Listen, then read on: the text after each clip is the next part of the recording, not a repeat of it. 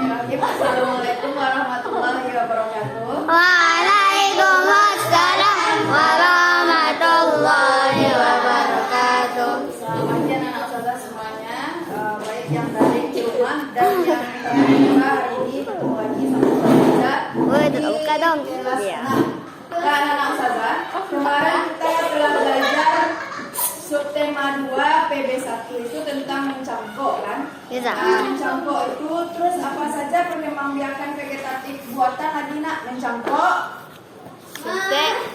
tek, Mama ya, Bang. duduk, Payah lah. nempel, Yo, variasi tumbuhan, kultur jaringan, variasi tumbuhan.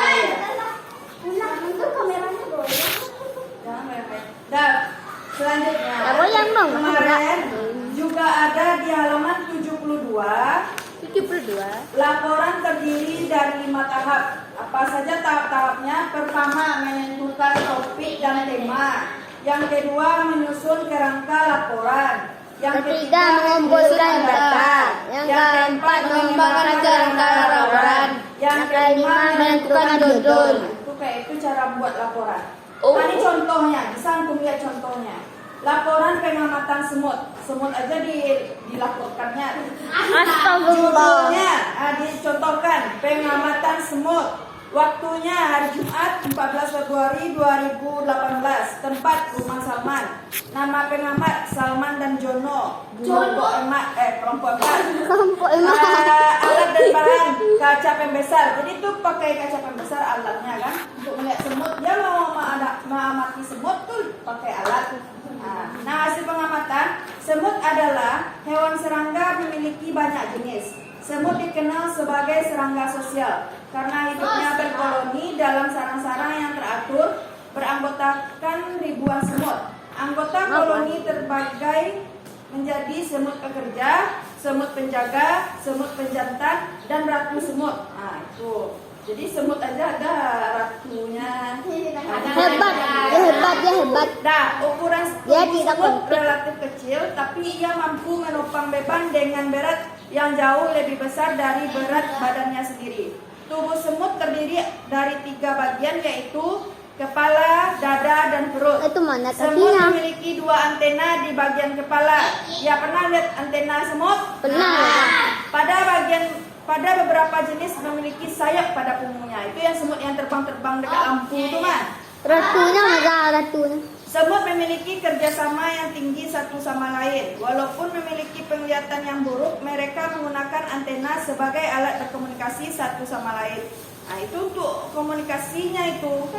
Kadang dia kan nampak saling cium kata nampaknya kan, atau saling sapa itu. Ya, saling salam. Ya, saling salam-salam. Salam. Padahal itu antenanya dia ngomong-ngomong berdua. Iya, silaturahmi itu. Silaturahmi lagi yang jangan ada nampak aja. sama kita semut itu yang bisa diambil pelajarannya dari semut itu adalah yang nampak dari semut itu adalah kerjasama. Karena kalau nampak dia gulai kan, nampak dia gula, pasti dia sama-sama. Dibawanya sama-sama untuk tujuan. Pokoknya kawan dulu dah. Iya. Halo. Nah, apanya? Iya. Itu ada pula dipilihnya. Nah, semut memiliki Nggak ada kerjasama rajanya, ya? yang tinggi satu sama lain. Walaupun memiliki penglihatan yang buruk, mereka menggunakan antena sebagai alat berkomunikasi satu sama lain. Semut selalu terlihat berjalan beriringan, saling bekerja sama untuk menemukan makanan, kemudian membawanya ke sarang. Nah, jadi kan untuk bersama-sama. Kesimpulannya, semut adalah termasuk hewan serangga yang berukuran kecil tetapi kuat menanggung beban. Semut hidup berkoloni dan memiliki kerjasama yang sendiri. Itu dia pengamatan atau laporan tentang semut. Nah, ini kemarin Ustazah tanyakan, ada di halaman 75, Ukrowi ini apa nih Zah? Ukrowi 75. Saya tahu nih, Apa pelajaran kita selalu didukung oleh ayat-ayat Allah. Ayat Alhamdulillah. An-Nur ayat 15 sampai 17. Jadi laporan yang dibuat harus berdasarkan fakta dan data. Jadi nggak boleh hoax kata Ustazah kemarin kan. yang sesuai dengan hasil pengamatan. Udah diamati baru bisa dilaporkan. Kalau belum diamati nggak bisa dilaporkan. Jangan bikin-bikin daftar apa aja. Kita tidak diperkenankan membuat laporan yang mengada-ngada karena itu termasuk dalam kebohongan. Itu ada dalam surat An-Nur, Quran surat An-Nur ayat 15 sampai 17. Nah, halaman 76 PIPS. Ya. Potensi ekonomi negara-negara anggota ASEAN. Jadi anak ustazah harus tahu mana-mana saja negara-negara ASEAN.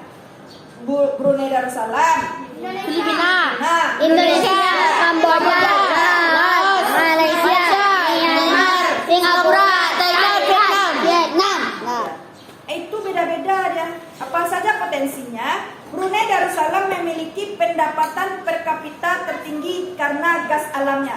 Jadi setiap daerah ASEAN ini ada kelebihan-kelebihannya. Kalau Brunei gas alamnya yang banyak sana. Filipina berhasil menjadi salah satu negara yang bagus. Indonesia apa saja? Pertambangan dan pariwisata bagus. Kamboja apa saja? Padi dan pertanian. Laos. Mekong sepanjang aliran sungai Mekong. Ya, kegiatan pertanian juga di Laos. Malaysia. Penduduk Malaysia berdagang, pertanian, pertambangan, perindustrian, pertumbuhan, padi, Myanmar. padi dan kapas.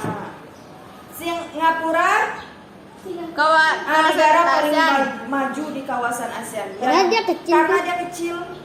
Karena itu banyak duitnya. Thailand Wisata, lumbung padi di Asia Tenggara. Petani juga. Vietnam pariwisata dan transportasi. turis Berkembang masuk pesat. ke Vietnam. Perhotelan, restoran. Nah, anak-anak usaha itu pelajaran yang kemarin. Sekarang masuk ke pelajaran 2. Kita belajar itu nampak. Kalau di buku ini nampak fokus pelajarannya kemana ini? PPKN. Ya. Kalau tentang Pancasila Ustazah bilang, tanpa Ustazah bilang, sekarang kita belajar PPKN enak. Anak-anak Ustazah sudah tahu kalau Ustazah udah bahas tentang Pancasila itu pelajarannya apa? Pancasila. Nah, kita ingat lagi Pancasila ada 5. 1, Ketuhanan yang Maha Esa. 2, Kemanusiaan yang adil dan beradab. 3, Persatuan Indonesia. 4, Kegiatan yang dipimpin oleh hikmat kebijaksanaan dalam permusyawaratan perwakilan. 5. Keadilan sosial bagi seluruh rakyat Indonesia. Enggak naik haji bagi yang mampu kan? Enggak kan? Jadi Pancasila sama rukun Islam ada rukun iman berapa? 6. Rukun Islam ada berapa? 5. Pancasila ada. Pancasila ada berapa? 5. Namanya aja Panca. Pancasila 5. Sila itu Pancasila. Pancasila. Nah, Salman dan teman-temannya di kelas 6C sedang mengadakan pemilihan ketua kelas. Pemilihan itu dilaksanakan dengan semangat kekeluargaan. Semua siswa tampak antusias mengikuti proses tersebut. Semua warga kelas pun tampak puas dengan hasil pemilihan. Tahukah kamu sila Pancasila yang mana yang sesuai dengan kegiatan pemilihan ketua kelas? 4. Musyawarah kan? Yang 4. Sila ke-4. Coba apa bunyi sila ke-4?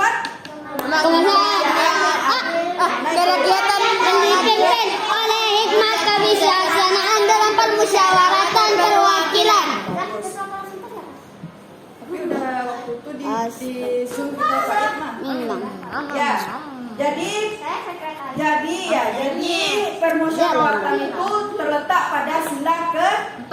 Jadi kemarin kita melakukan pemilihan ketua kelas semuanya. Ayah piket karena belum hadir semuanya, maka dari itu belum ditentukan. Tapi kemarin kita di Zoom sudah membicarakan itu, berarti kita sudah melaksanakan sila ke-4. Jadi bisa anak ustazah, kalau ada soal PH-nya, apa contoh penerapan sehari-hari pada sila ke-4? Itu buat apa isinya? Apa namanya pemilihan ketua kelas? Itu dia. Sekretariat. Apa ya? Ingat Pancasila itu apa? Jangan Pancasila tulis isinya. Bukan bunyinya, itu bunyi namanya tuh. Ketuhanan yang Maha Esa itu bunyi namanya. Itu isinya. Nah, anak-anak ustazah kalau udah kelas 6 ini udah hafal Pancasila, itu harus tuh. Yang kedua, Sumpah Pemuda. Rukun iman itu harus hafal. Rukun iman, rukun Islam. Ya, itu wajib lah. Nah, pada pelajaran sebelumnya kita telah mempelajari pengamalan Pancasila sila pertama dan kedua. Kali ini kita mempelajari sila ketiga dan keempat. Nah, sila ketiga, 1. Mampu menetapkan persatuan, kesatuan serta Kepentingan dan keselamatan bangsa dan negara sebagai kepentingan bersama di atas kepentingan pribadi dan golongan. Sampai nomor 2, sila ketiga. Sanggup dan rela berkorban untuk kepentingan negara dan bangsa apabila diperlukan. Nomor 3, ya baca. Menyembangkan. Tadi nomor 4. Rasa kebanggaan Dan bertanah air Indonesia. 5, Kesha. Memelihara ketertiban dunia Kesha. dan berdasarkan kemerdekaan, perdamaian abadi dan keadilan sosial. Rae 6. Mengembangkan persatuan Indonesia atas dasar Bhinneka Tunggal Ika. 7, Iren. Memajukan pergaulan dari persatuan dan kesatuan bangsa. Nah, itu adalah pengamalan atau contoh pengamalan sila ketiga. Sila keempat lagi, Raisa. Sebagai warga negara, Sebagai warga negara dan warga masyarakat, setiap manusia Indonesia mempunyai kedudukan, hak dan kewajiban yang sama. ya bagus. Pipi nomor 2. Tidak boleh kehendak kepada orang lain. Itu dia pengamalan sila keempat. Kalau antum memaksakan kehendak berarti antum melanggar namanya. Nah, dia ada melanggar, ada mematuhi. Kalau melanggar berlawanan dengan pengamalannya. Kalau tidak melanggar namanya apa, Zah? Mematuhi. Itu dia. Nah, nomor 3, Faim. Mengutamakan mengutamakan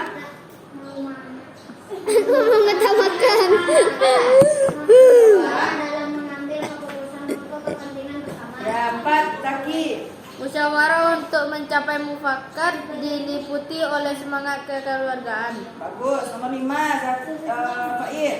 Menghormati dan menjunjung tinggi setiap keputusan yang dicapai sebagai hasil musyawarah. Ya, nomor 6 lagi, Ayat.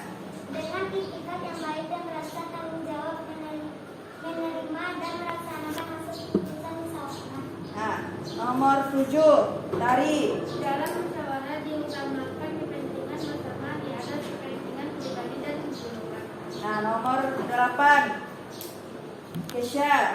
Musyawarah dilakukan dengan akal sehat dan sesuai dengan hati nurani yang luhur. Bagus. Lanjut nomor 9, Rae. Keputusan yang diambil harus dapat dipertanggungjawabkan secara moral kepada Tuhan Yang Maha Esa. Ya. Menjunjung tinggi harkat dan martabat manusia.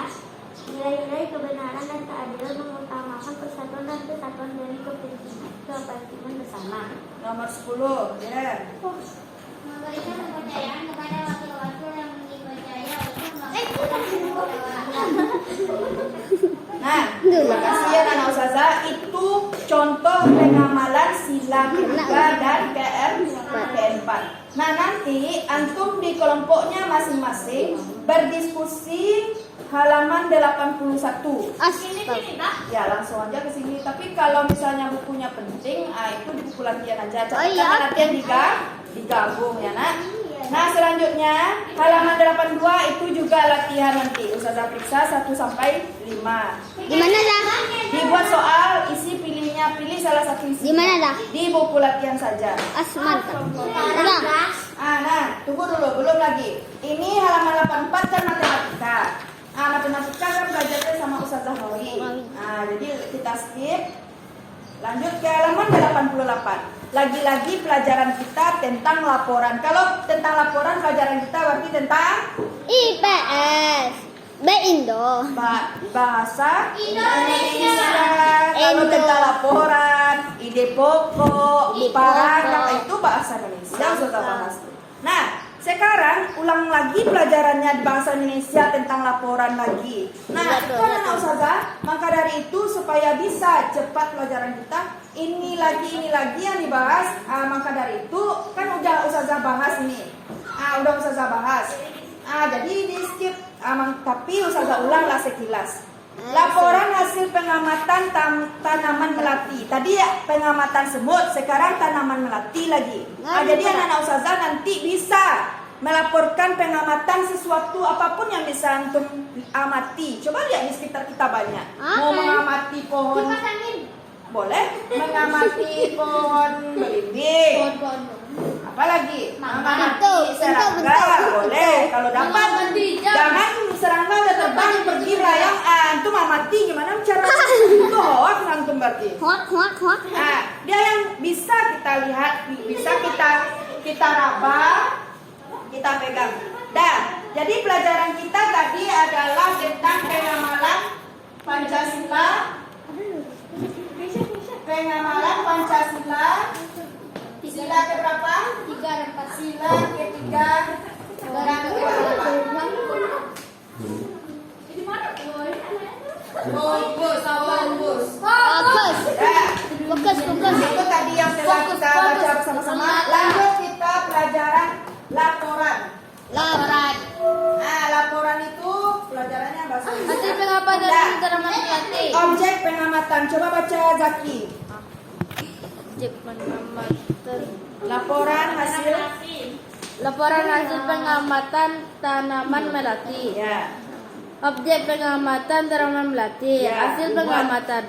Melati merupakan tanaman bunga hias yang memiliki batang berkayu.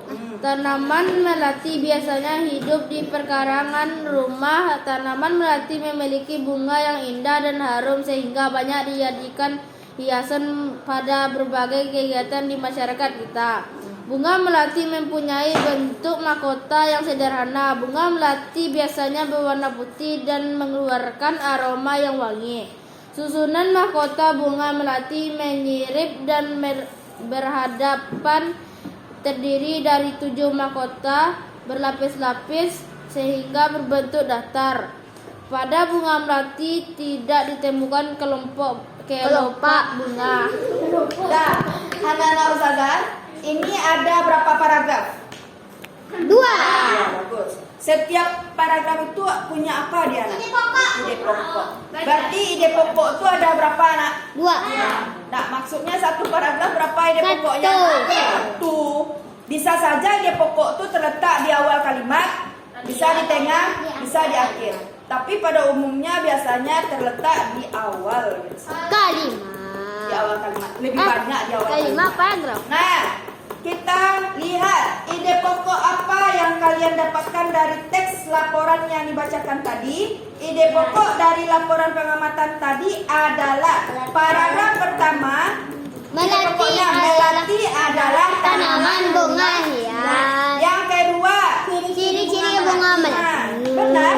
Nah, ada dibuatnya kan ini pada umumnya yang paragraf 2 ini ada kalimat ciri-ciri bunga melati di sini. Tidak. Tapi ambil apa? Oh, bunga melati mempunyai bentuk mahkota yang sederhana. Apa dari secara keseluruhan berarti itu 18 ciri-ciri menit dah. bunga melati. Dan anak ustazah, nanti kita berkelompok nih, kelompok sudah ada, juga berkelompok lagi membuat laporan. Jadi laporan ini adalah salah satu bentuk karangan. Anak-anak ustazah harus bisa mengarang. Paling kurang 2 paragraf nih. Ngarang. 1 paragraf berapa kalimat kata ustazah di kelas 4 dulu? 3 atau 4. 1 paragraf berapa 5. kalimat? 5. 5 lebih. Misalnya pohon belimbing adalah pohon yang sangat keras. Pokoknya titik. Jangan lupa titik. Koma. Titik itu kalau 1 kalimat berarti. Ya. Hati strip hati. Hati strip hati maksudnya. Boleh salah satu jenis hewan boleh nanti. Hati strip hati. Ya itu aja. Boleh di sekitar sekolah kita saja. Bagi anak-anak ustazah yang di rumah, berarti yang di rumahnya. Bagi Nah, anak-anak ini baru. nanti nak, kalau udah antum tentukan ide pokoknya, bisa itu dijadikan salah satu kesimpulan. Jadi tidak bingung lagi bikin kesimpulan apa nih kesimpulannya nih Zak? Simpul. Ah ini dia, Sapul. gabungkan aja.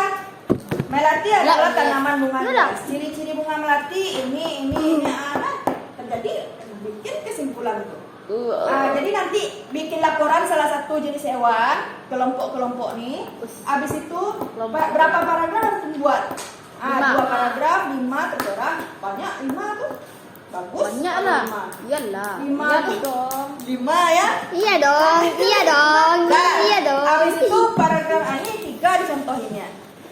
Satu paragraf apa ide pokoknya? Bisa nak? Bisa. Bisa nak? Bisa. Fahim tuh? Fahim, nak. Silakan dikerjakan. Terima kasih. Assalamualaikum warahmatullahi wabarakatuh. Waalaikumsalam.